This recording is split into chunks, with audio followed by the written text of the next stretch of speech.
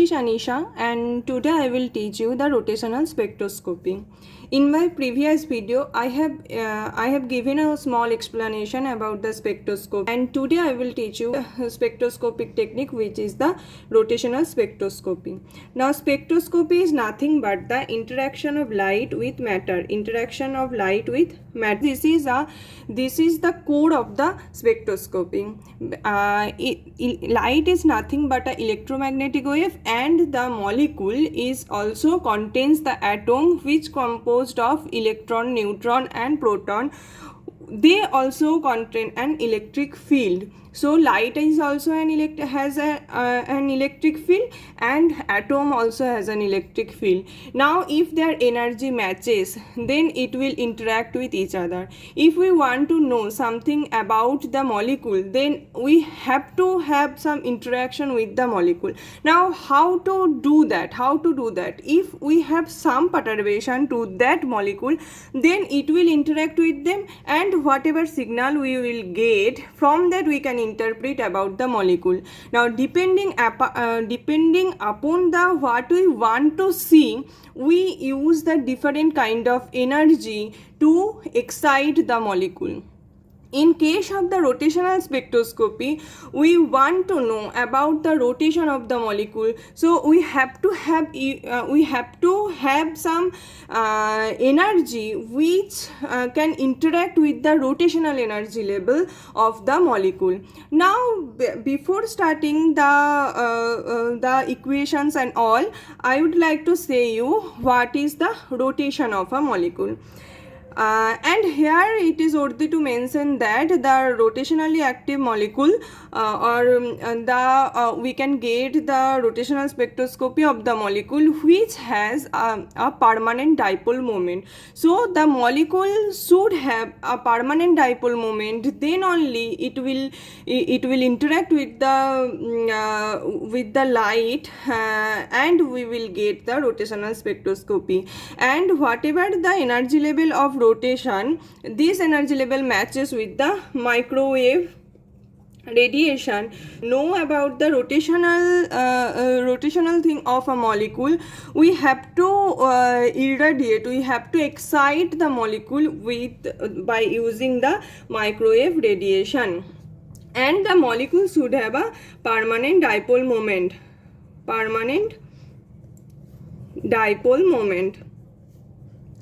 Why it should have a permanent dipole moment, I will tell you later. That is mu naught is equal to 0. Now what is the rotation? To tell that, I will take a help of a molecule which is nothing but HCl. Very simple diatomic molecule. Now for three-dimensional notation, we have three axes, that is x, y and z. Okay. Now this molecule, if we put this molecule in the x-axis direction, then it will have a rotation like this. If we put the molecule in the y direction,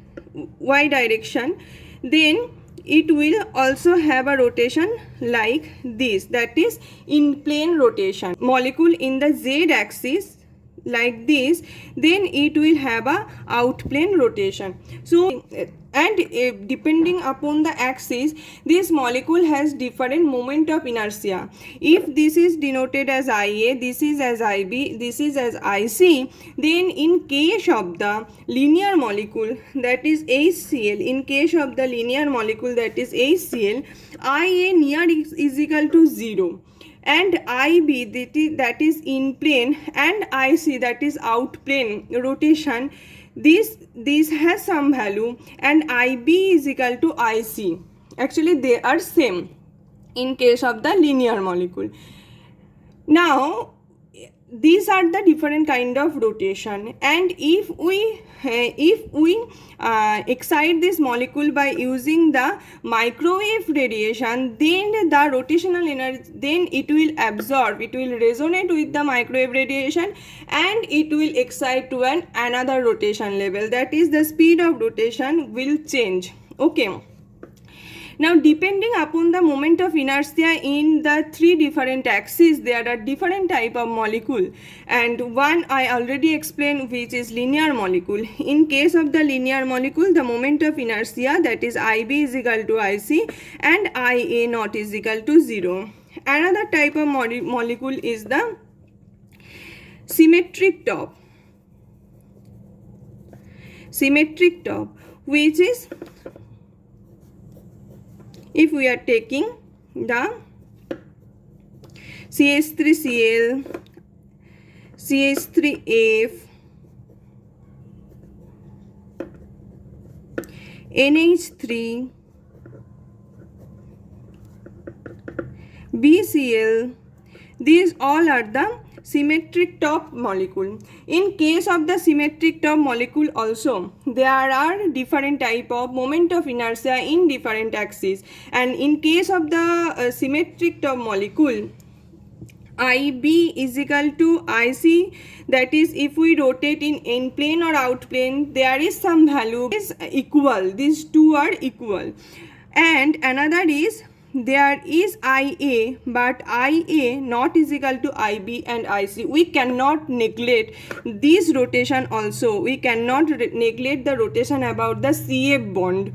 Here we can neglect the rotation because here the moment of inertia is almost is equal to 0, but here we cannot neglect. So there is some value of IA. Now, and in case of the symmetric top molecule, as IB is equal to IC, which is not is equal to IA, then it will have two different situations where IB is equal to IC, which is greater than IA, or IB is equal to IC, which is less than IA. This type of molecule is known as prolate, and this type of molecule is known as oblate. This is the prolate kind of, and this is the oblate kind of molecule.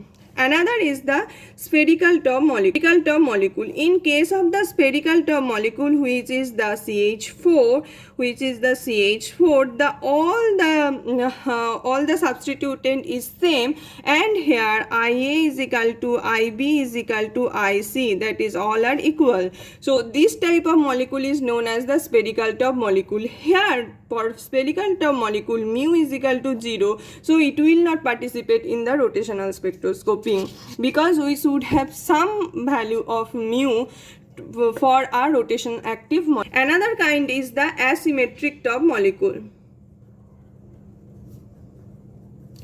Mainly the major type of molecule is asymmetric top molecule, and here IA not is equal to IB not is equal to IC.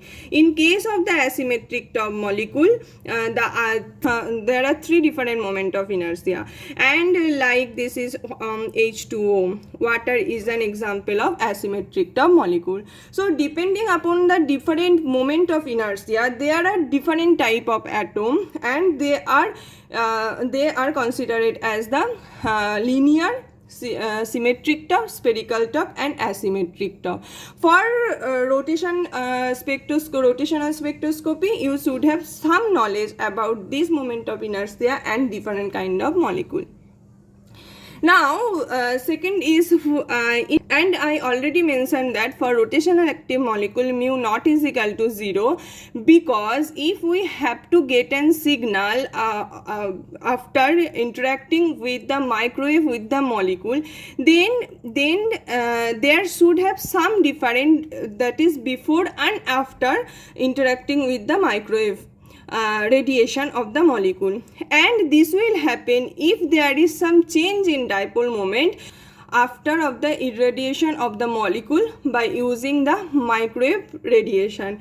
So there should be change in dipole moment. That dipole moment change should not be 0. Then only we will get some information of the rotation level. There should have some dipole moment value. Then only there will be a change, that is after interacting with the microwave radiation.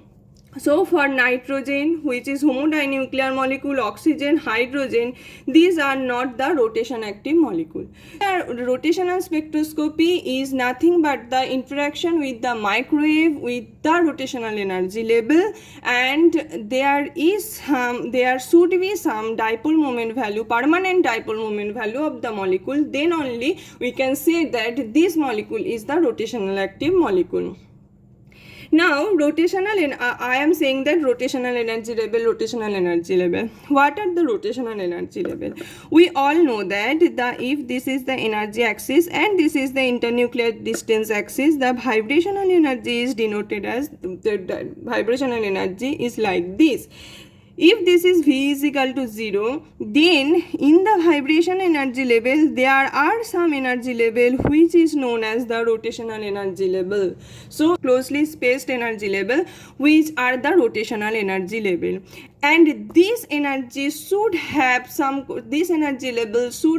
quantized value. After solving the Schrödinger equation, the rotational energy level is denoted as Ej is equal to h squared by 8 pi square I j into j plus 1, where j is nothing but the rotational quantum number. This is the expression of the rotational energy, which is Ej is equal to h squared by 8 pi square j into j plus 1, where j is the rotational quantum number. J has integer value, that is 0, 1, 2, 3, 4, like this. Or unit of this energy is joule. The unit of this energy is joule. We can express this energy by using the wave number equation, and this is as Ej, small ej, that is capital Ej by hc. Then we can express it as wave number. It is equal to h by 8 pi square Ic j into j plus 1. And another thing, what is I is nothing but the moment of inertia, whatever I am telling from the beginning. I is the moment of inertia, which is mu is equal to r square, where mu is the reduced mass, r is the distance between two atoms, So if there is m1 and m2 atoms, if m1 is bigger than m2, that is m1 is larger than m2, and the distance between two atom is like if it has greater mass, then the moment of inertia will lie closer to this m1, and this is as r1. If this is r2, then r is equal to r1 plus r2, and the moment of inertia of this type of molecule I is equal to m1 m1 plus m2 into r square, where this is known as the reduced mass, which is nothing but mu. So I is equal to mu by r square. So the rotational energy Ej is depend inversely on the moment of inertia I, and it is directly related to the rotational quantum number g. So for today, up to this, in the next video I will explain more about the rotational spectroscopy. Thank you for watching. If you like my videos, please do subscribe my channel. Thank you.